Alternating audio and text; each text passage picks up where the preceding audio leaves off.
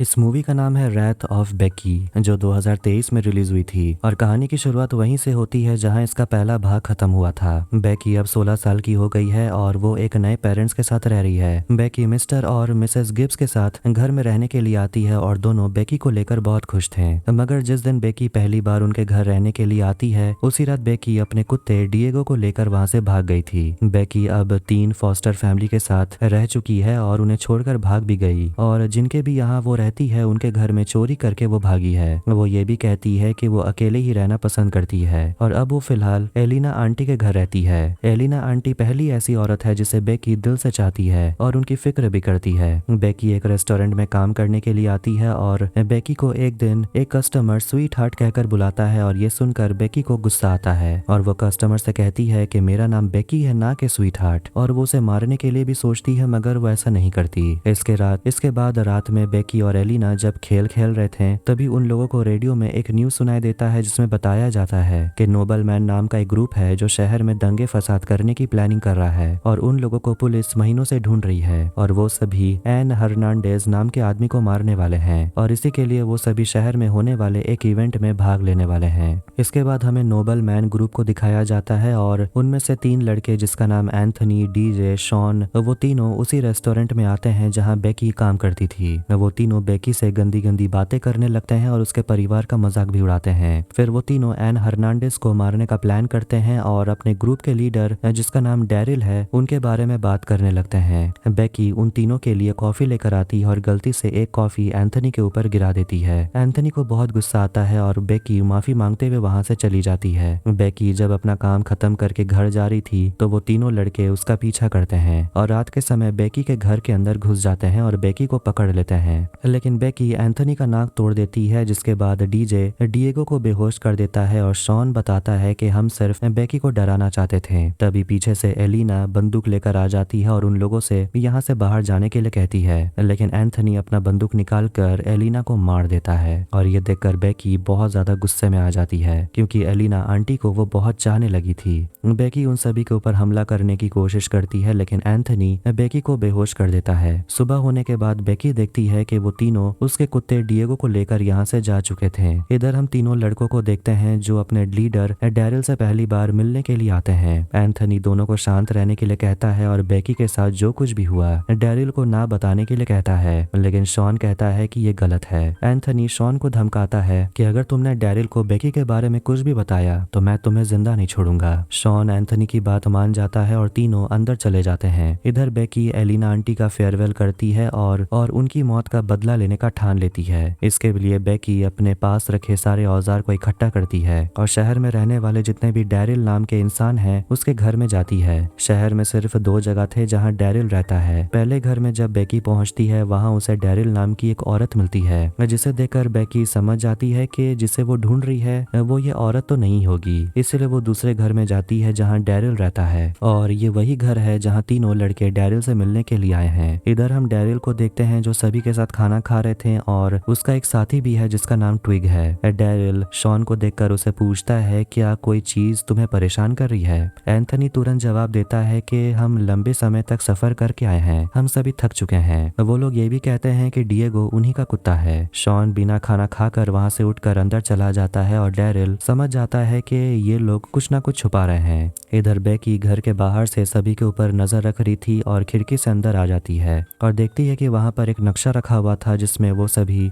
N Hernandez को मारने का प्लान कर रहे थे। बेकी पूरे नक्शे का फोटो अपने मोबाइल पर लेने लगती है, तभी उसे किसी की आने की आवाज सुनाई देने लगती है। वो तुरंत सोफा के अंदर छुप जाती है। डैरिल शॉन उसी कमरे में बात करने के लिए आते हैं जहाँ पर नक्शा रखा हुआ था। उन दोनों की बातें बेकी सुन रही थी। डैरिल अपने मिशन के बारे में शॉन को बताता है और डैरिल एक पेन ड्राइव के बारे में बताता है जिसमें उन सभी आतंकी ऑर्गेनाइजेशन के नाम थे और वो ये भी बताता है कि वो एक मिशन करने के लिए ईरान में गया था और उस इलाके में बहुत बमबारी हो रही थी और उसके साथ जो लड़का था वो बहुत घबराया हुआ था और अपने आप को बचाने के लिए उसने उस लड़के को मार डाला। और वो शॉन से कहता है कि अगर मेरे ग्रुप में कोई भी कमजोर निकला तो वो मेरे ग्रुप के लिए खतरनाक हो सकता है। डैरिल शॉन से आखिरी बार पूछता है कि तुम ये काम कर पाओगे या नहीं। शॉन घबराते हुए कहता है मैं कर लूंगा। ये कहकर शॉन और डैरिल वहां से चले जाते हैं। बेकी सोफे से बाहर निकलती है और उस पेन ड्राइव को अपने पास रख लेती है और वहां से भागकर पास के बार्ड में चली जाती है जहाँ उसे बंदूक और गोला बारूद मिल जाता है। इसके बाद सभी खाना खाने जा रहे थे, तभी दरवाजे पर कोई खटखटाता है। डैरिल जब दरवाजा खोलता है तो वहाँ उसे एक फोन मिलता है जिसमें बेकी उस फोन में फोन कर रही थी। डैरिल उस फोन को लेकर बाकी लड़कों से बेकी के बारे में पूछता है और शॉन सब कुछ सच बताने वाला था और एंथनी डर के मारे सब कुछ बता देता है और कहता है कि हमने बेकी के कुत्ते डिएगो को साथ लेकर आए हैं और उसकी आंटी एलिना को भी हमने मार दिया है। उसके तुरंत बाद बेकी उस फोन में फोन करती है और अपने बारे में बताती है और कहती है कि वो सभी के साथ अच्छा बर्ताव करती है तो वो अच्छी है, लेकिन अगर गलत बर्ताव करती है तो वो बहुत खतरनाक हो जाती है। डीजे हंसने लगता है और कहता है कि ये तो एक बच्ची है, लेकिन डैरिल और ट्विग को पता चल गया था कि ये लड़की उनके लिए खतरनाक हो सकती है, इसलिए वो एंथनी से कहता है कि उसका कुत्ता वापस करके आने और बेकी को ढूंढने के लिए। एंथनी बाहर बेकी को ढूंढने के लिए निकलता है और उसे सामने बेकी मिल जाती है। बेकी एंथनी को लेकर एक जगह चली जाती है और एंथनी उसे मारने के लिए अपना बंदूक निकालता है, लेकिन डैरिल उसे पहले कहा था कि बेकी को जिंदा पकड़ के आने के लिए। एंथनी जैसे ही आगे बढ़ता है वो नीचे एक बड़े से गड्ढे में गिर जाता है। इसके बाद डैरिल के दरवाजे में बेकी खटखटाती है और डैरिल जब दरवाजा खोलता है वो देखता है कि एंथनी के मुंह में एक बम लगा हुआ था और दरवाजा खोलने के बाद ही वो बम एक्टिवेट हो जाता है और एंथनी का सिर फट जाता है। डैरिल दोनों से पूछता है कि आखिर तुम लोगों के साथ हुआ क्या था। शॉन कहता है कि वो तीनों बेकी के कुत्ते को लेकर आए हैं और उन्होंने उसके आंटी को भी मार डाला।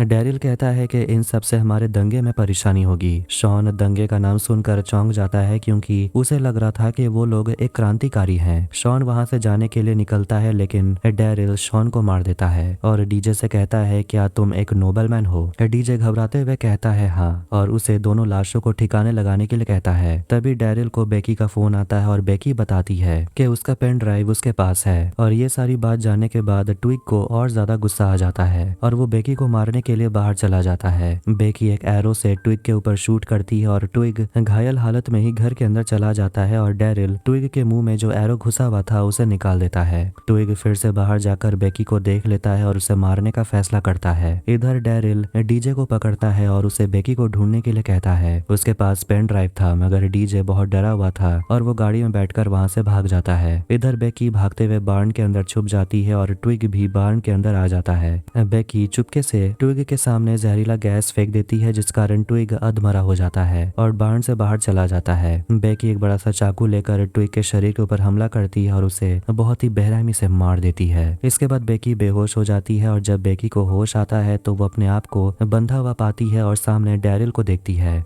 डैरिल अपने पास एक चाबी रख लेता है जो उसने बेकी के पास से लिया था और वो वही चाबी है जिसे हमने मूवी के पहले पार्ट में देखा था। तभी वहां पर एक औरत आती है और ये वही औरत है जिसे बेकी ने पहली बार डैरिल को ढूंढते हुए एक घर में गई थी और ये औरत डैरिल की माँ है और नोबलमैन ग्रुप की लीडर यही है। डैरिल की माँ बेकी से वो पेन ड्राइव देने के लिए कहती है, लेकिन बेकी पेन ड्राइव देने से मना कर देती है। इसके बाद डैरिल डिएगो को लेकर आता है और उसे टॉर्चर करता है, जिसे देखकर बेकी उन दोनों से कहती है कि मैं तुम्हें चाबी दे दूंगी और तुम लोगों को एक वादा करना होगा कि मरने के बाद तुम लोग नरक नहीं जाओगे। हम देखते हैं कि बेकी अपना हाथ खोल लेती है और डैरिल के ऊपर हमला करती है और उसकी आंखों में स्प्रे छिड़क देती है और डैरिल की माँ बंदूक निकाल लेती है और डिएगो को जैसे ही मारने वाली थी बेकी एक चाकू से डैरिल की माँ को मार डालती है और अपने कुत्ते से कहती है मैं तुम्हें बचाने के लिए वापस आऊंगी। ये कहकर वो वहां से भागती है और डैरिल अंदर से आता है और देखता है कि उसकी माँ मर चुकी थी। डैरिल बेकी को मारने के लिए जंगलों की ओर भागता है और डैरिल उसकी बंदूक की सारी गोलियां खत्म हो चुकी थी। बेकी भागते भागते सामने एक पेड़ में निशाना बना हुआ देखती है जिसे देखकर वो सामने रुक जाती है। डैरिल बेकी को मारने के लिए आगे बढ़ता है, तभी उसका दोनों पैर क्लैंप में फंस जाता है और वो नीचे गिर जाता है और उसका सिर भी क्लैंप में फंस जाता है जिस कारण वो वहीं तड़प तड़प के मर जाता है। बेकी अपनी चाबी डैरिल से वापस ले लेती है और तुरंत वापस घर में आती है और अपने कुत्ते डिएगो को बचाती है। तभी हम देखते हैं कि डैरिल की माँ वापस जिंदा हो गई थी और बेकी अपने कुत्ते से उसे मारने के लिए कहती है, जिसके बाद डिएगो डैरिल की माँ को काट काट कर मार डालता है। मूवी के आखिरी सीन में हम देखते हैं कि बेकी को